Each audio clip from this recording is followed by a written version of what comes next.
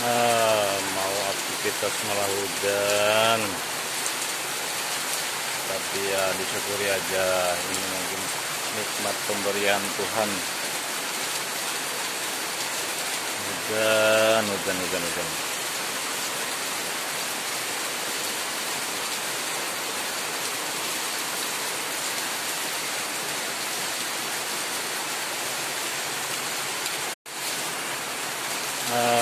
Mau aktivitas malah hujan,